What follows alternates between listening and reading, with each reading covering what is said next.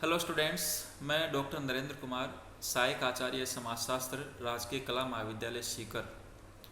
आज हम सब इमाइल दुर्खिम के बारे में पढ़ेंगे।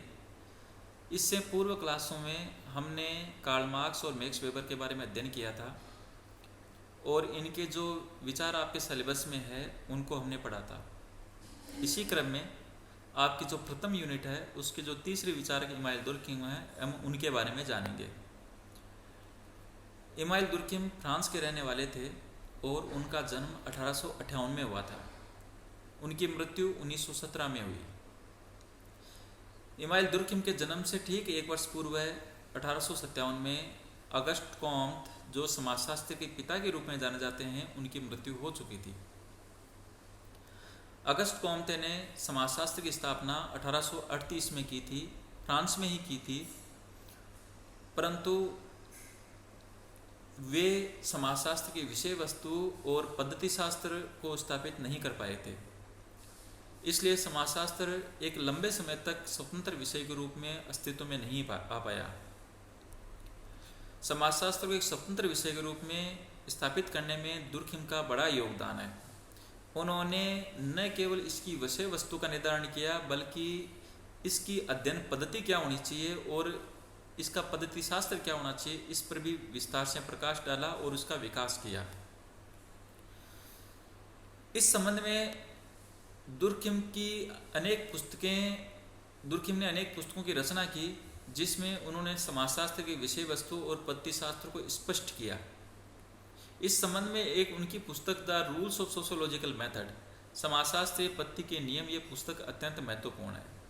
ये पुस्तक उन्होंने 1895 में लिखी और इस पुस्तक में समाजशास्त्र के लिए उन्होंने सामाजिक तथ्य शब्द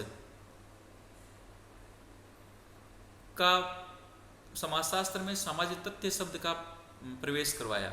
यानी उन्होंने बताया कि समाजशास्त्र को सामाजिक तथ्यों का अध्ययन करना चाहिए। इसी पुस्तक में उन्होंने उस पद्धति का भी उल्लेख किया जिसका प्रयोग करके समाजशास्त्र सामाजिक तथ्यों का अध्ययन करे और उस पद्धति के प्रयोग से समाजशास्त्र एक विज्ञान का दर्जा प्राप्त कर सकता है। चूँकि वह विज्ञान का काल था और उस समय नए नए विज्ञान अस्तित्व में आ रहे थे, इसीलिए दुर्खिम के लिए भी ये महत्वपूर्ण था कि वे समाजशास्त्र को एक विज्ञान का दर्जा दिलाए। इसीलिए उन्होंने समाजशास्त्र के लिए जिस वैज्ञानिक पद्धति का प्रयोग किया, उस पद्धति में सामाजिक तथ्यों के अध्ययन पर बल दिया गया। उनकी एक अन्य पुस्तक द सुसाइड यानी आत्महत्या भी है। इस पुस्तक में दुर्खिम ने समाज में पाए जाने वाली आत्महत्या के विभिन्न प्रकारों और उसके कारणों आदि सब का उल्लेख किया। अपनी पुस्तक द सुसाइड में दुर्खिम ने बताया कि आत्महत्याएं किसी व्यक्तिगत कारण से नहीं होती, बल्कि सामाजिक कारणों से होती है। दुर्खिम की एक महत्वपूर्ण पुस्तक जो उन्होंने 1912 में लिखी थी, वह पुस्तक the elementary form of religious life है। इस पुस्तक में उन्होंने धार्मिक जीवन के प्रारंभिक स्वरूप का उल्लेख किया है, अर्थात धर्म का विकास किस प्रकार हुआ, वे कौन से कारण थे जिनकी वजह से धर्म का विकास हुआ, इन सब का उन्होंने उल्लेख किया है। इस प्रकार दुर्खिम समाजशास्त्र में महत्वपूर्ण बन जाते हैं, क्योंकि उन्होंने एक अनुशासन या डिसिप्लिन के रूप में समाजशास्त्र को स्थापित किया। आज आपके सिलेबस में जो हम पढ़ेंगे वो दो विषय हैं, एक सामाजिक तथ्य और समाज में श्रम विभाजन। सामाजिक तथ्य का जैसा कि मैंने बताया, इन्होंने the rules of sociological method इस पुस्तक में उन्होंने जिक्र कर रखा है, और दूसरा जो विषय है वह है समाज में श्रम विभाजन। ये उनकी जो प्रारंभिक पुस्तक है जो उन्होंने 1892 में लिखी थी, उसमें उसका उल्लेख किया हुआ है। श्रम विभाजन के माध्यम से दुर्खिम ने बताया है कि समाज में जो श्रम विभाजन होता है उसके क्या प्रकार हैं, क्या फ़ायदे हैं और कब वह दुष्प्रकार्यात्मक या नकारात्मक, समाज के लिए नकारात्मक बन जाता है। इस प्रकार ये दो टॉपिक हम जो अगली क्लास है उसमें पढ़ेंगे।